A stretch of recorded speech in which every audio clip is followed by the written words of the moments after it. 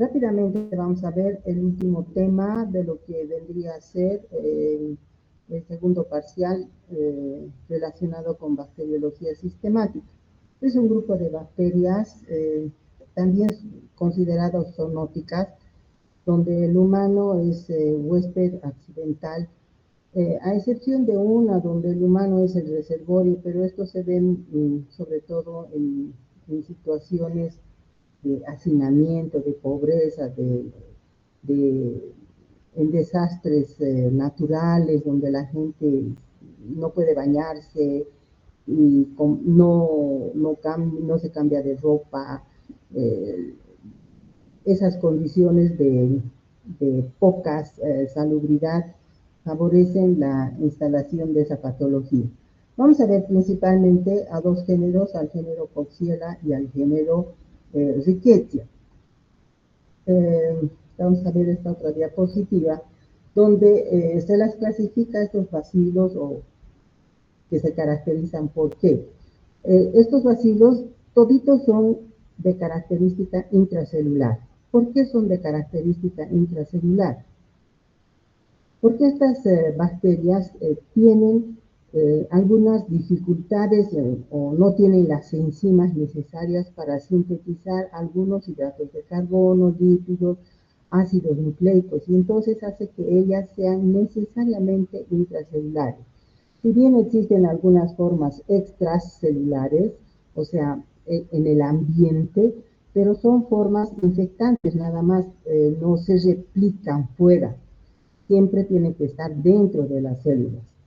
Son bacilos gram negativos pequeños, la mayoría de ellos no miden más de 2 milímetros y su diámetro es muy pequeñito, o sea, son 0,5 micras de diámetro, de 1 a 2 milímetros de longitud, perdón, de 1 a 2 micras, hablando de milímetros, es muy grande, ¿no? 1 a 2 micras de longitud, 0,5 micras de diámetro por 1 a 2 micras de longitud. Son bacterias consideradas aerobias estrictas y se los ha clasificado en tres familias. Aquí tenemos a la familia Rickettsia, la familia Anaplasmataceae y la familia Coxiellacea. Dentro de la familia Rickettsia tenemos dos géneros, el género Rickettsia y el género Orientia. El género Rickettsia, a su vez, tiene dos grupos, el grupo Typhus, donde tenemos a la Rickettsia prowazekii y la Rickettsia typhi. La Rickettsia prowazekii es la responsable del tifus epidémico, donde el humano es el único reservorio de esta patología. Sí está distribuida o se ha limitado, como les decía a un principio, a zonas donde hay condiciones de salubridad malas, ¿no? Se habla mucho de Sudamérica, sí existió esta bacteria cuando nosotros teníamos la guerra con el Chaco, o sea, la guerra del Chaco con el Paraguay, donde hemos perdido tanto territorio, pero ahí nuestros pobres soldados fueron los reservorios de esta patología, que además se transmite por el piojo humano.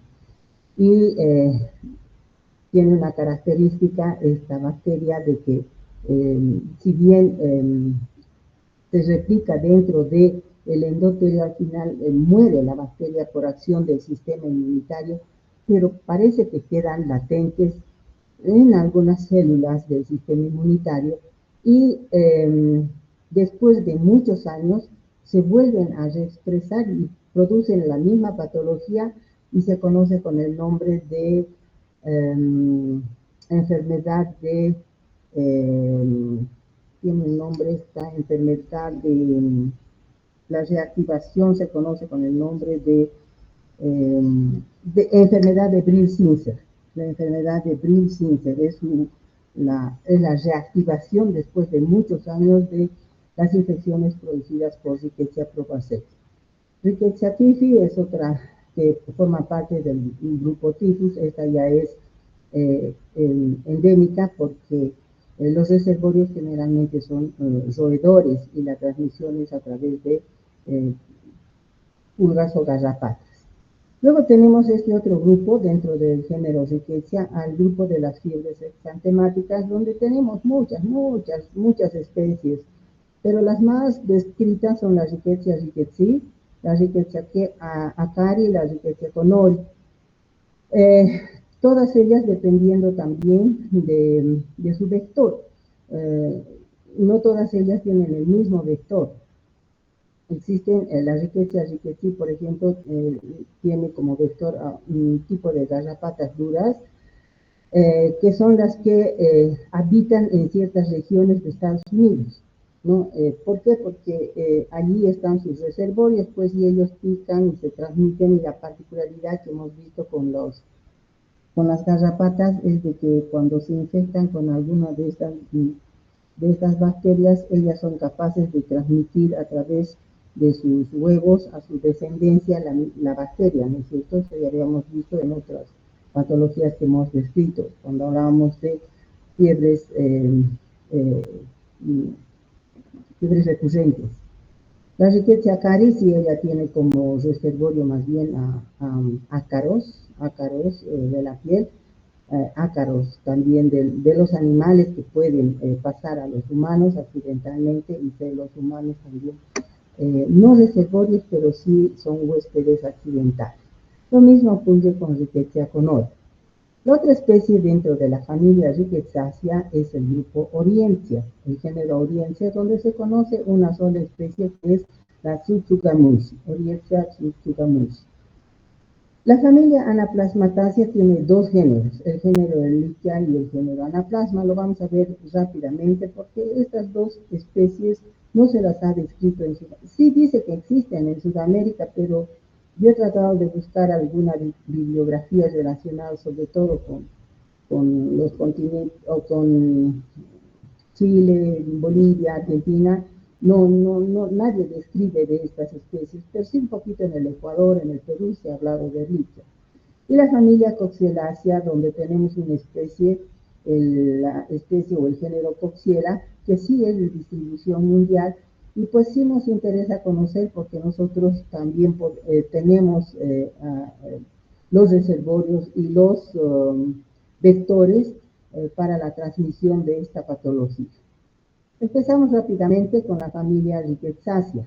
La familia Rickettsiaceae, ya les he dicho, son el género Rickettsia. Tenemos dos patologías. La patología relacionada con las fiebres exantemáticas, ya su nombre está diciendo, enfermedades que se caracterizan por fiebre y exantema, que producen la Rickettsia rickettsii y la Rickettsia acari, y la Rickettsia conori también, que les he puesto en la anterior diapositiva. Y el grupo tifus, donde tenemos a la Rickettsia prowazekii y la Rickettsia tifus. En este cuadro que les he sacado del internet, veamos aquí, Rickettsia prowazekii tiene como vector al piojo humano. Es una patología epidémica, el tifus epidémico, y su reactivación se conoce con el nombre de enfermedad de Brill-Zinsser. Esto les decía que se reactiva después de muchos años, no es al poco tiempo, sino nuestros soldaditos que fueron a la guerra de Chaco sí tuvieron el tifus y se curaron, y cuando regresaron se acabó la guerra. Después de muchos años volvieron a presentar los mismos síntomas y se volvió a ver de que estos pacientes tenían pues una reactivación del tifus. La Rickettsia tifus, llamada también el tifus murino, tiene como vector a las pulgas de las ratas. Sus reservorios son las ratas y producen el tifus murino o el tifus endémico. La Rickettsia rickettsii tiene como vector a las garrapatas. Sus reservorios son los roedores y producen la fiebre manchada de las montañas rocosas. Esto es una patología muy frecuente en Estados Unidos.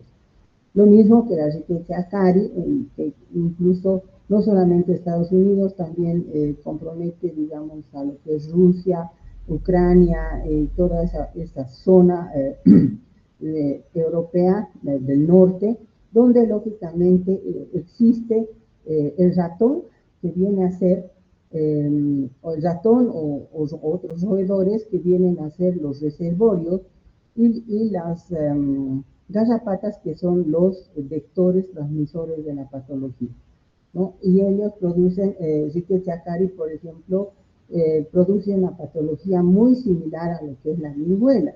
Empieza primero con un proceso, con la aparición de unas máculas, unas vesículas que se diseminan por todo el cuerpo y por eso se llama la viruela por riquecias.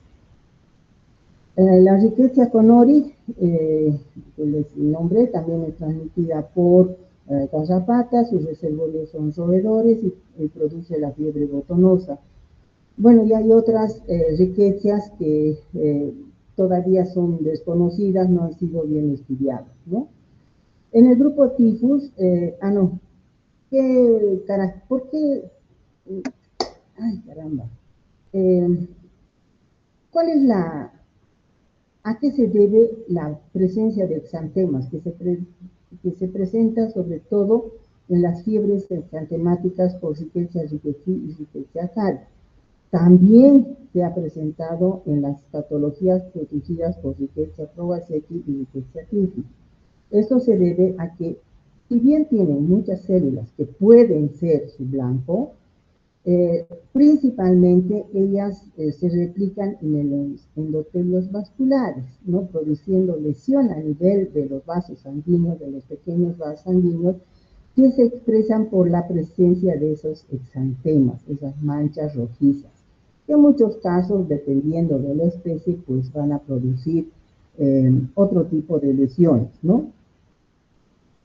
Estas bacterias se caracterizan porque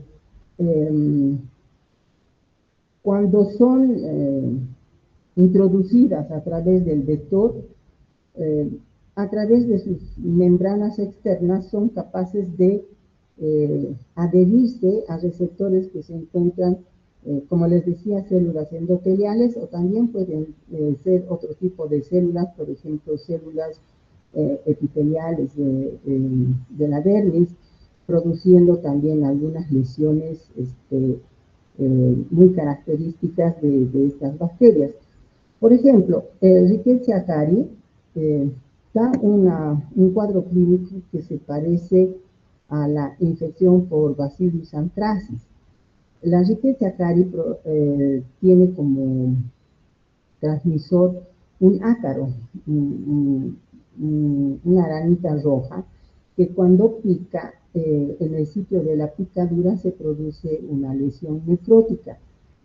Primero una vesícula, una pápula, una vesícula, esa se ulcera y se necrosa, igualito que la lesión que se produce con Bacillus anthracis en la forma epidérmica, ¿no? Y después de aquí recién se disemina la circulación sanguínea, produciendo posteriormente un exantema que empieza a nivel de las muñecas, de los codos y luego toma todo el cuerpo, ¿no? Parte de la sintomatología de las infecciones por Rickettsia rickettsii y Rickettsia cari se deben principalmente a las respuestas inmunitarias, o sea, si bien son bacterias que están dentro de las células no solo se quedan como fábrica de nutrientes para que ellas puedan replicarse, sino empiezan a producir una serie de citoquinas que son pues las que alarman al sistema inmunitario y finalmente quienes terminan destruyendo a las bacterias es la inmunidad de tipo celular con la participación de los linfocitos T CD8. ¿Cuál es la sintomatología de estas patologías? Aparte de los exantemas que producen las fiebres exantemáticas, todas ellas se caracterizan por un inicio brusco, es decir, al día de la noche a la mañana, después de un periodo de incubación de 7 a 14 días, dependiendo de la especie, después de haber sido picados por el ácaro, el piojo, la pulga, aparece repentinamente un proceso febril, pero un proceso febril alto, son 40, 41 grados sentirla de repente, y esto trae como consecuencia cefalea. La cefalea es intensa y acompañados de dolores musculares. También pueden acompañarse otros síntomas como náuseas, vómitos, dolores abdominales, pueden haber artralgias también, pero lo que llama la atención es eso, ¿no? La sintomatología caracterizada por fiebre, fiebre elevada, los exantemas que pueden o no aparecer, la cefalea, que es intensa, la cefalea, y dependiendo de las especies, la aparición de las manchas, de los exantemas que pueden presentarse localizados o pueden diseminarse en todo el cuerpo. Y otro síntoma que es muy importante son las mialgias, o sea, dolores musculares, ¿no? Dolores musculares. Generalmente tiene muy poca mortalidad porque el sistema inmunitario, sobre todo en personas inmunocompetentes, son capaces de luchar y destruir estas células que están infectadas, terminando con la destrucción de las bacterias. Sin embargo, la sintomatología, como es tan drástica y dramática, exige pues el tratamiento. ¿Y cuál va a ser el tratamiento? Se ha relacionado con la administración de doxiciclina, principalmente tetraciclina, era un inicio, ahora se tiene la doxiciclina y este es el tratamiento ideal. Sobre todo, o sea, doxiciclina, pero también han probado, pero no hay mucha experiencia con el tratamiento de las quinolonas, por ejemplo, ¿no? Que también son de amplio espectro, pero la tetraciclina tiene la particularidad de que puede actuar dentro de las células, por eso es el mejor tratamiento para las infecciones por este género de riquezas. El diagnóstico es bien difícil porque existen muchas enfermedades parecidas, ¿no? Con exantemas, con fiebre, con dolor de cabeza. Si uno no tiene el antecedente de la picadura de un artrópodo, pues se hace difícil, uno puede confundir hasta con sarampión, con rubiola, pero existen pruebas. Hoy en día, felizmente, tenemos las pruebas basadas en ácidos nucleicos, las técnicas de PCR, que generalmente lo hacen, pero en laboratorios de referencia, ¿no? Antiguamente se trabajaba con la prueba de Weil-Felix. La prueba de Weil-Felix es una prueba de aglutinación. Si bien puede ayudarnos en la detección, sobre todo del tifus exantemático, que es la producida por Rickettsia prowazekii, hay reacción cruzada porque el antígeno que se utiliza es una especie de Proteus, el Proteus OX19. Y entonces, el Proteus OX es una enterobacteria, comparte un polisacárido, de su lipopolisacárido, con muchos polisacáridos, con muchos determinantes antigénicos, que pueden ser compartidos también con las otras enterobacterias, principalmente con el grupo Salmonella, y entonces podemos tener falsas reacciones positivas. Sin embargo, es una prueba sencilla, fácil de realizar, y hay que considerar títulos muy elevados pues, para hacer un diagnóstico de Rickettsia prowazekii o Rickettsia tifus.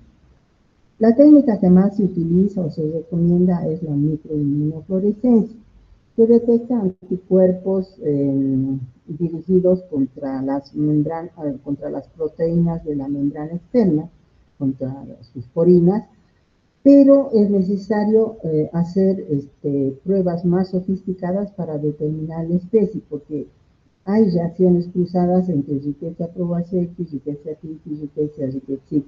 Si bien es una prueba muy fácil de realizar, la microinmunofluorescencia, pero hay que acompañarla de un Western blot, por ejemplo, para identificar la especie, ¿no? La Orienza Suzuganushi, este es importante. Esta es una bacteria, es realmente parásita intracelular porque incluso no tiene peptidoglicano y tampoco tiene lipopolisacárido.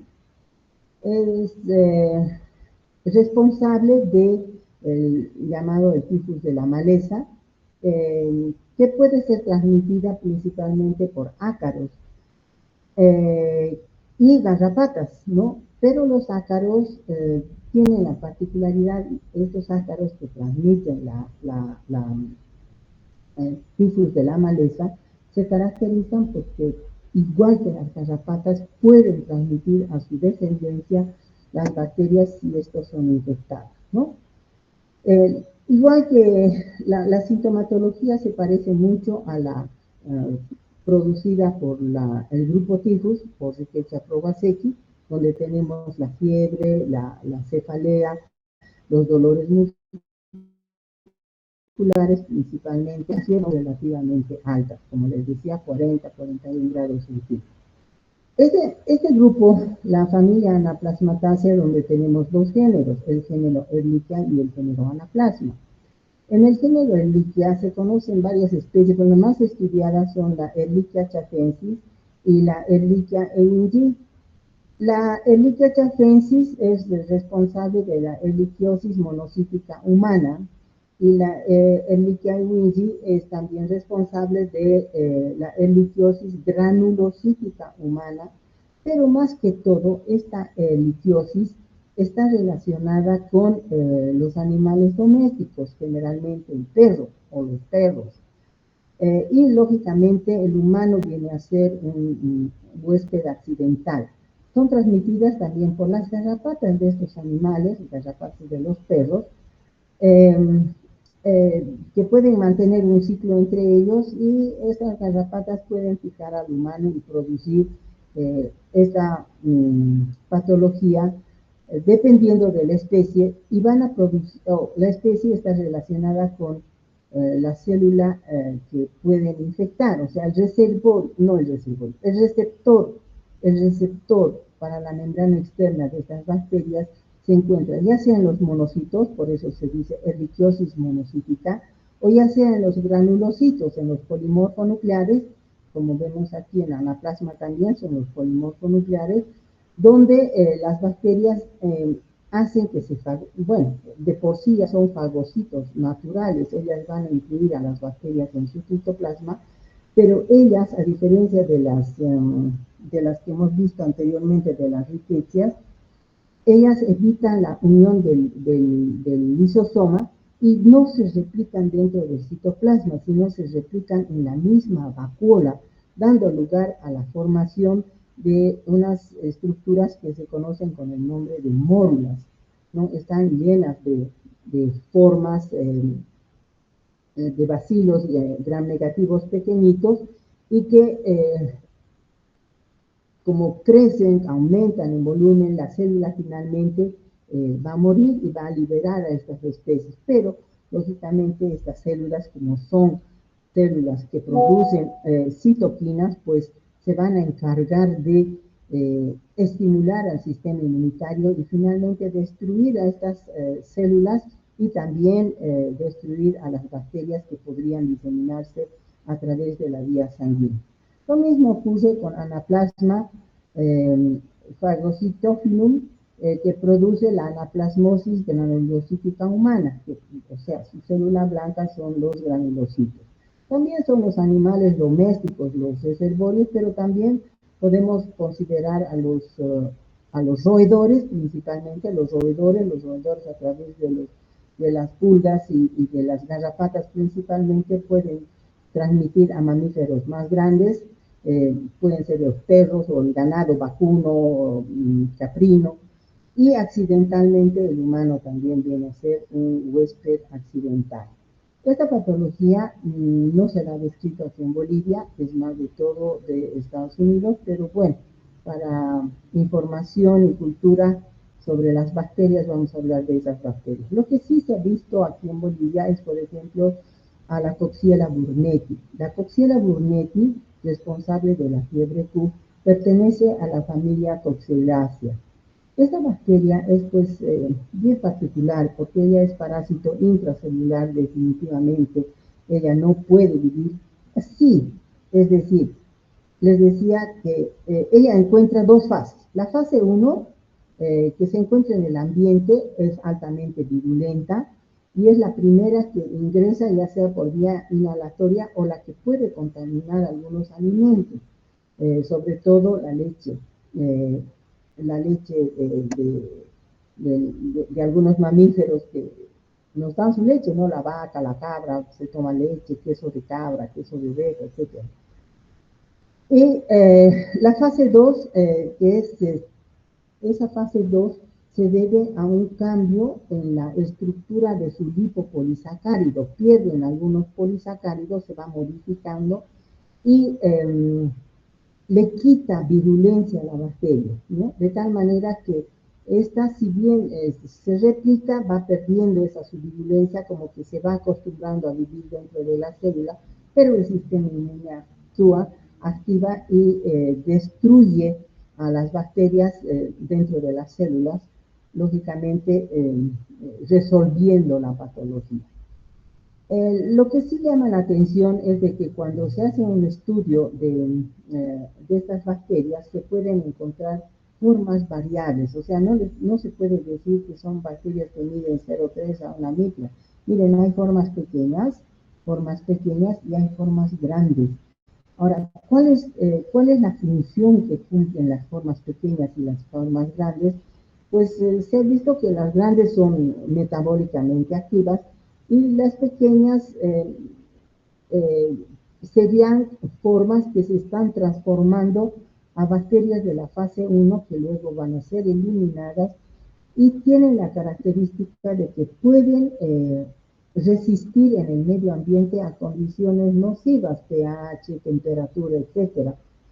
Y la infección se produce ya sea a través de la picadura de artrópodos, y los reservorios pueden ser diferentes tipos de animales. Aquí estamos viendo conejos, aves, roedores, diferentes tipos de mamíferos, ¿no? El ciclo puede producirse entre ellos o incluyendo a los mamíferos, en quienes también va a haber un proceso de transmisión de la coxiela entre ellos. Esta bacteria tiene la particularidad de producir abortos en los animales y las placentas de estos animales y los productos del aborto generalmente están muy infectadas.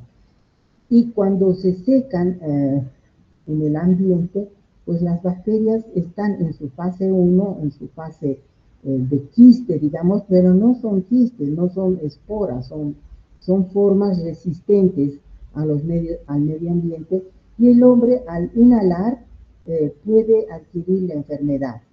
Pero no solamente al inhalar, sino también el humano puede infectarse consumiendo el producto les decía, la leche de estos animales infectados sin previa pasteurización, lógicamente. La pasteurización es capaz de inactivar a las bacterias, o sea, matarlas. Es necesario consumir leche siempre pasteurizada. De tal manera que las infecciones que van a producir Coxiella en el humano están todas relacionadas con una enfermedad febril, siempre producen fiebre, pero dependiendo la vía de ingreso podemos tener cuadros de neumonía, si es la vía inhalatoria la vía de ingreso. Si es la vía digestiva podemos tener hepatitis, difíciles de diferenciar de una hepatitis viral. Lógicamente la serología o los estudios de laboratorio son los que nos van a, por descarte, confirmar la presencia de Coxiella o la infección por Coxiella. Puede producir, como hay bacteremia, una afectación cardíaca, produciendo miocarditis y pericarditis, que digamos son las formas más graves de las infecciones por estas bacterias, que pueden dar altas tasas de mortalidad. Finalmente, podemos decir que estas bacterias también pueden dar lugar a afectación neurológica, ya sea como meningoencefalitis o encefalitis, o una neuropatía periférica, una parálisis facial, por ejemplo, están relacionadas a las infecciones por cocción. El diagnóstico de estas bacterias es bien difícil. Se hace solamente en laboratorios de referencia. Sí hay estudios de serología sobre todo para antígenos relacionados con las muestras o con las proteínas involucradas en la fase 2 de estas bacterias. Pero el tratamiento, igual que en las riquecias y en anaplasma, las tetraciclinas son las indicadas. Bueno, se pueden hacer también estudios por inmunofluorescencia directa, pero es difícil, o sea, hay que hacer siempre un acompañamiento de ese estudio con un Western blot para determinar la especie, porque las proteínas de membrana que se utilizan como antígenos para hacer o los anticuerpos dirigidos contra las proteínas de membrana, estas proteínas de membrana a veces se comparten entre la fase 1 y la fase 2, y entonces es necesario determinar cuál es la especie que está, o cuál es la fase en la cual la bacteria se encontró para poder hacer un diagnóstico más preciso. Aquí juega un rol muy importante la historia clínica, los antecedentes, ¿no? Ustedes pueden imaginarse que estas patologías están relacionadas con cierto grupo de personas. No todos nos podemos infectar, a no ser que consumamos leche no pasteurizada o leche no hervida, pues siempre cuando compramos nosotros leche, lo primero que nos han dicho es hacer hervir la leche, ya con la ebullición estas bacterias se inactivan, ¿no? Bueno, ¿cuál es el tratamiento? Igual que las otras, también tetraciclina, ¿ya? Me voy a quedar aquí, chicos. No sé si... Lo que quería decirles es lo siguiente. Mañana, por favor, comuníquense a sus compañeros. Mañana vamos a hacer la presentación de algunas características para el trabajo de la monografía relacionada con la revisión bibliográfica. Hemos hecho algún estudio, les vamos a explicar mañana, y por favor estén presentes. Estamos citando a los docentes y estamos citando a todos los estudiantes para que tomen las pautas necesarias para poder hacer estos trabajos, ¿no? Lo están tomando muy a la ligera muchos de los estudiantes, creen que con la inteligencia artificial nos van a engañar, pero bueno, sí, nos pueden engañar, pero ¿quiénes son los que se engañan? Son ustedes. Ya van a pasar microbiología, se van a ganar los 20 puntos, van a hacer una brillante exposición, todo lo que ustedes quieran, pero ¿de qué les sirve si ni han leído siquiera? Lo que queremos es de que ustedes lean, aprendan por lo menos a leer, aprendan a entender los artículos. Esa es nuestra formación. Por eso les incentivamos a que ustedes trabajen, investiguen, lean, busquen, no se conformen con lo que el texto dice o con lo que ustedes están aprendiendo en sus prácticas. Tienen que ser más minuciosos, más curiosos, y eso es lo que queremos incentivar en ustedes. Así nomás van a ser buenos médicos, si no van a ser mediocres, y al final se van a dar cuenta de que han perdido su tiempo estudiando, porque fácilmente pueden ganar dinero de otra forma. Ahora bueno, no voy a hablar mucho porque ya estoy sobre la hora y tengo que ir. Así que les ruego, estudiantes, mañana por favor comuniquen a los compañeros que entren a la clase de las 2 de la tarde donde vamos a dar estas pautas. Bueno, con esto voy a terminar y tengan ustedes muy buenas tardes. Hasta luego. Está bien, doctora, hasta luego. Hasta luego.